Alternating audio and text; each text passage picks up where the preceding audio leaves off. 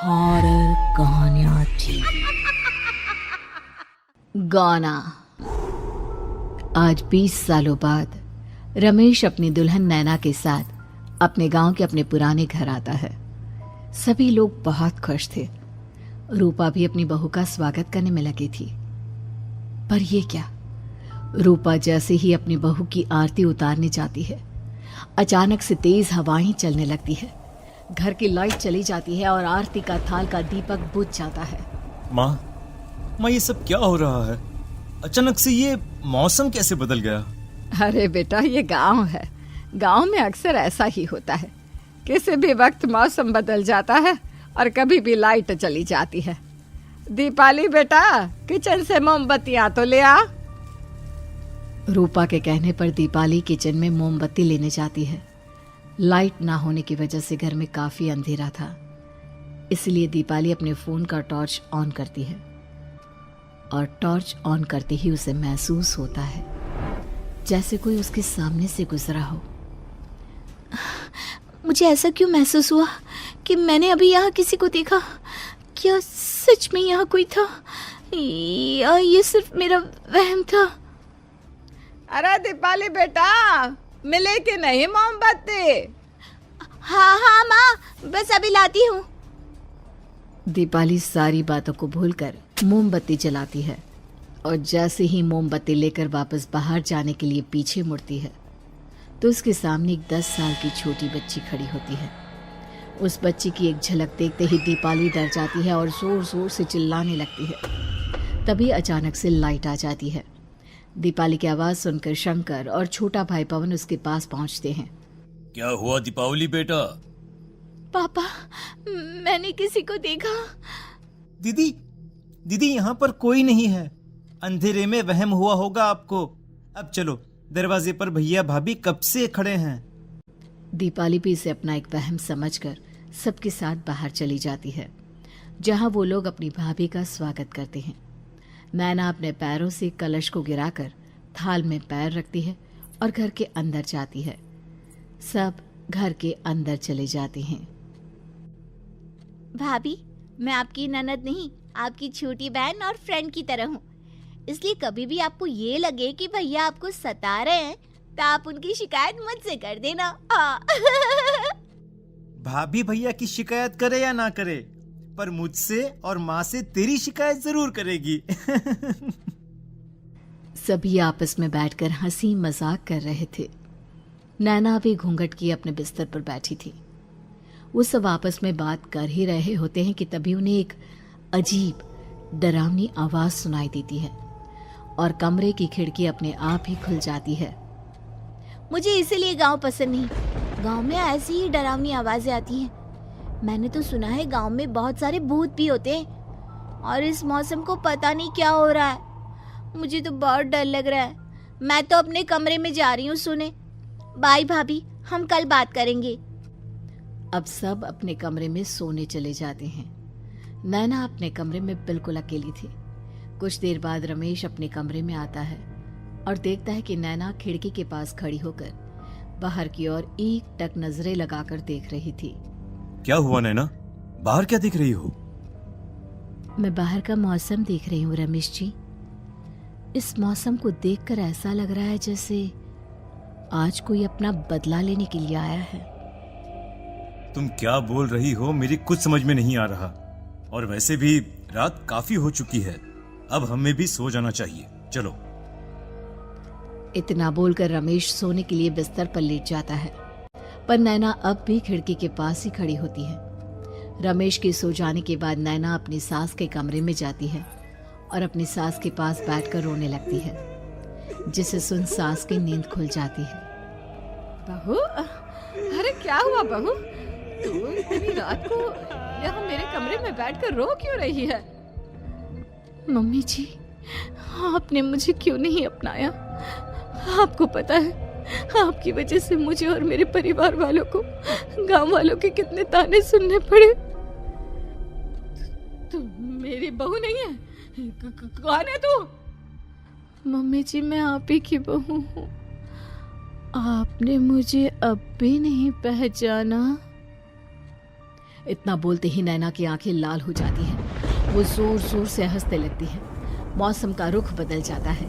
कमरे की खिड़कियां और दरवाजे अपने आप ही खुलने और बंद होने लगते हैं। देखते ही देखते नैना हवा में उड़ने लगती है और वो अपनी आंखों के इशारे से अपनी सांस को भी हवा में लटका देती है। तेरी वजह से मुझे और मेरे घर वालों को ताने सुनने पड़े। तूने जो पाप किया है, तुझे उस पाप की सजा मिलेगी और अब तेरी इस गलती की सजा तेरा पूरा परिवार भुगतेगा। इस तरह से नैना बड़ी ही बेरहमी से अपनी सास को मार डालती है और आराम से अपने कमरे में जाकर सो जाती है। अगली सुबह जब घर वालों को कमरे में रूपा की लाश मिलती है तो उन लोगों के पैरों तले जमीन खिसक जाती है। कल तक माँ बिल्कुल ठीक थी, फिर अचानक ऐसा क्या हुआ रात को कि माँ हम सबको छोड़कर चली गई। सारी गलती मेरी है। बेटे की शादी की खुशी में मैं ही रात को घर वापस नहीं आया और चला गया अपने गांव के दोस्तों से मिलने। अगर रात को मैं अपनी रूपा के साथ होता तो शायद आज वो हमें छोड़कर न जाती। घर में शोक का माहौल पसर गया था, पर नैना को इस बात से कोई फर्क नहीं पड़ रहा था और ये बात कहीं ना कहीं पवन को भी समझ में आ रही थी। अब ऐसे ही कुछ दिन बीतते हैं और 1 महीने के अंदर ही अंदर शंकर की भी मौत हो जाती है। पहले माँ छोड़कर चली गई और अब पिताजी। क्या हो गया है हमारे घर को? पता नहीं किसकी नजर लग गई है। भैया ये घर सही नहीं है। हम जब से इस घर में आए हैं कुछ न कुछ बुरा ही हो रहा है। हमें यहाँ से वापस शहर चले जाना चाहिए। जहाँ रमेश, दीपाली और पवन का रो रो कर बुरा हाल था, वहीं नैना अपने कमरे में बैठी आराम से मेकअप कर रही थी। दीदी मुझे तुमसे कुछ बात करनी है। मुझे लगता है कि इन सब के पीछे भाभी का हाथ है। पवन तू ये सब क्या कह रहा है? तू होश में तो है ना? अगर भैया भाभी ने तेरी ये बकवास बात सुन ली तो उनके दिल पर क्या गुजरेगी? तू भाभी पर इतना बड़ा इल्जाम कैसे लगा सकता है? दीदी आप खुद ही देख लो ना। हम जब से इस घर में आए हैं सब कुछ बदल गया है। शादी से पहले नैना भाभी ऐसी बिल्कुल नहीं थी, पर अब वो किसी से बात नहीं करती। ज्यादातर अकेले अपने कमरे में ही रहती है और कभी उनसे बात करो भी तो न जाने कैसी अजीबोगरीब तरह की बातें करने लगती हैं। तू पागल हो गया है। आप समझती क्यों नहीं है दीदी? देखो ना, हमारे घर में मौत का सिलसिला शुरू हो गया है, पर भाभी को कोई फर्क नहीं पड़ रहा। वो अभी भी मेकअप कर रही हैं, आराम से खाना खा रही हैं। और दीदी आपको पता है, जिस रात माँ की मौत हुई थी ना, उस रात मैंने भाभी को माँ के कमरे में जाते हुए देखा था। पवन की बातें सुन अब दीपाली के मन में भी शक पैदा होने लगता है और वो इस बारे में रमेश से बात करती है। रात को सब साथ में बैठकर खाना खा रहे थे, तभी कौन हो तुम और तुम ये सब क्यों कर रही हो? क्यों सबकी जान ले रही हो? रमेश जी, ये आप क्या कह रहे हैं? मैं भला मम्मी जी पापा जी की जान क्यों लूंगी? मैंने कब कहा कि तुमने माँ पापा की जान ली? नैना, तुम तो मेरी पत्नी हो, तुम थोड़ी किसी को मारोगी। नैना, तुम नैना ही हो ना? रमेश की ये बात सुनते ही नैना खाना छोड़कर गुस्से में सबको देखने लगती है। नैना की गुस्से भरी आंख को देखकर तीनों भाई बहन डर जाते हैं। तभी नैना जोर जोर से हंसने लगती है। मैं तो हूँ आपकी पत्नी गौरी। गौरी का नाम सुनते ही रमेश के होश उड़ जाते हैं। आखिर कौन है ये गौरी?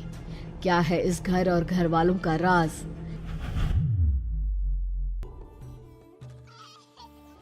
हमारे दोनों बच्चे एक साथ कितने अच्छे लग रहे हैं ना?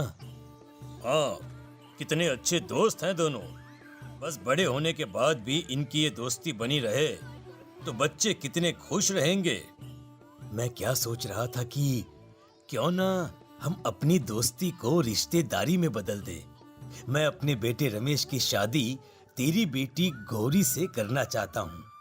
इस तरह हमारे बच्चे भी हमेशा साथ रहेंगे और हमारी दोस्ती भी रिश्तेदारी में बदल जाएगी।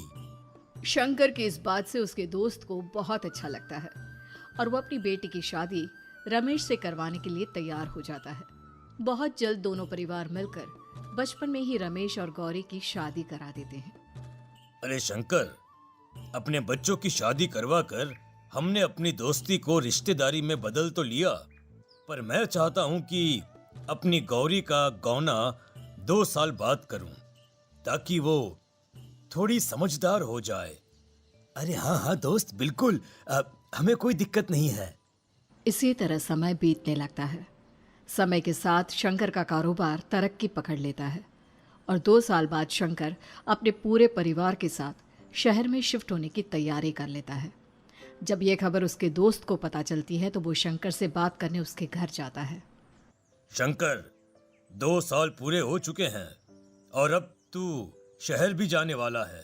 मैं सोच रहा था कि तेरे शहर जाने से पहले गौरी का गौना कर दूं, ताकि तू अपनी बहू को अपने साथ लेकर जा सके। ये तू कैसी बातें कर रहा है? रिश्तेदारी बराबरी वालों से होती है, और वैसे भी अब मेरा बेटा या मेरा परिवार कोई भी इस रिश्ते को नहीं मानता। ये तू कैसी बातें कर रहा है दोस्त? जब हमने अपने बच्चों की शादी करवाई थी तब हम दोनों ही एक बराबर थे। पिछले 2 साल में तेरा कारोबार थोड़ा सा अच्छा क्या चल गया तो पुराने रिश्ते ही तोड़ देगा। देख भाई, ऐसा मत कर। अगर तूने मेरी बेटी को अपनी बहू के रूप में नहीं अपनाया तो कोई भी मेरी बच्ची से शादी नहीं करेगा। अरे उसकी जिंदगी बर्बाद हो जाएगी। यार देख, वैसे भी बाल विवाह तो कानून मान्यता नहीं देता, फिर मैं कैसे दे दूं? तू अपनी बेटी के बड़े होने पर उसकी शादी किसी दूसरे लड़के से करवा देना। वैसे भी तब तक ना उसे और ना ही गांव वालों को ये बात याद रहेगी। मेरे बेटे को बख्श दे मेरे भाई। इस तरह से शंकर अपने दोस्त के परिवार और गौरी को गांव वालों के ताने सुनने और जिल्लत से भरी जिंदगी जीने के लिए छोड़ अपने परिवार वालों के साथ शहर चला जाता है। अरे इनकी गोरी में ही कोई दोष होगा, तभी तो लड़के वालों ने इनकी बेटी को अपनी बहू के रूप में नहीं अपनाया और उसको यहाँ छोड़कर शहर चले गए। अब कौन थामेगा ऐसी लड़की का हाथ? अरे पता नहीं कैसा आदमी है जो गांव वालों के इतने ताने सुनकर भी सर उठाकर गांव में चल रहा है। अरे अगर मेरी बेटी के साथ ऐसा हुआ होता ना तो मैं तो शर्म के मारे मर ही जाता। हाँ, दिन रात लोगों की नजरों में अपने लिए ग्रहण देख और सबके ताने सुन सुन अब गौरी के पिता हिम्मत हारने लगते हैं और एक रात गौरी के माता पिता खुदकुशी कर लेते हैं।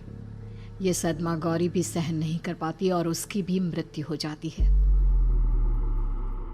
तुम्हारे परिवार की वजह से हम लोगों ने अपनी इज्जत और जान गंवाई। इसका बदला तो तुम्हें चुकाना पड़ेगा, वो भी अपनी जान देकर। हंसते हुए अब नैना हवा में उड़ने लगती है। नैना अब पूरी तरह से बदल चुकी थी। गौरी की आत्मा उसके शरीर पर हावी हो चुकी थी। उसकी आंखें सफेद, पैर उल्टे, चेहरा काला और बाल बिखर गए थे। अब गौरी अपनी शैतानी शक्तियों से घर के हर कोने को अपने काबू में कर लेती है और सीधी दीवार पर जाकर चिपक जाती है। मुझे अपना बदला चाहिए। बदला लूंगी मैं तुम सबको खत्म कर दूंगी। गौरी इतनी तेज चिल्ला रही होती है कि उसकी आवाज से घर के सारे कांच टूट जाते हैं। सामान इधर उधर गिरने लगता है और ये सब देखकर तीनों भाई बहन के होश उड़ जाते हैं। बचाओ, भागो भागो। उन तीनों को अपनी जान बचाने के लिए यहाँ से वहां भागता देख गौरी जोर जोर से हंसने लगती है। तभी दीपाली घर से बाहर निकलने लगती है, जिसे देख गौरी गुस्से में अपनी शक्तियों से तुरंत घर का दरवाजा बंद कर दीपाली को हवा में उड़ा देती है। बाहर भागी थी, मुझसे बचकर भागना चाहती है? कोई नहीं बचेगा, आज तुम सब मरने वाले हो। अचानक घर में भूतिया आवाजें गूंजने लगती है, तेज हवाएं चलने लगती हैं। सोफा, टेबल, कुर्सी सब हवा में उड़ने लगता है। ये सब देखकर रमेश, दीपाली और पवन की रूह कांप जाती है। घर में ये सब होते हुए और अपनी बहन को हवा में उड़ते हुए देख रमेश और पवन को भी समझ में नहीं आ रहा था कि वो क्या करे, कैसे अपनी जान बचाए। इतने में गौरी अपनी आंखें दीपाली की तरफ करती है और अपनी शैतानी शक्तियों से उसका गला दबाने लगती है। भागने का बहुत शौक है ना, अब मैं तुझे इस दुनिया से ही भगा दूंगी। इतना बोलकर गौरी दीपाली को उठाकर फेंक देती है और दीपाली दीवार से टकराकर नीचे गिर जाती है। दीपाली के पूरे शरीर में चोट के निशान होते हैं और वो उठ भी नहीं पाती। दोनों भाई भागते हुए अपनी बहन के पास जाते हैं। ये तो बस शुरुआत है, मैं तुम तीनों को तड़पा मारूंगी। अरे अरे, पर हमने क्या किया है? हम तीनों भाई बहन तो निर्दोष हैं। गलती तो हमारे माता पिता ने की थी और उन्हें तुम पहले ही मार चुकी हो, फिर हमारे पीछे क्यों पड़ी हो? पवन के इतना बोलते ही गौरी एक हवा के झोंके की तरह उसके पास आती है और उसका गला पकड़कर उसे हवा में उठा देती है और रमेश को गुस्से भरी नजरों से देखती है। गलती मेरे परिवार की नहीं थी, पर सबको मरना पड़ा।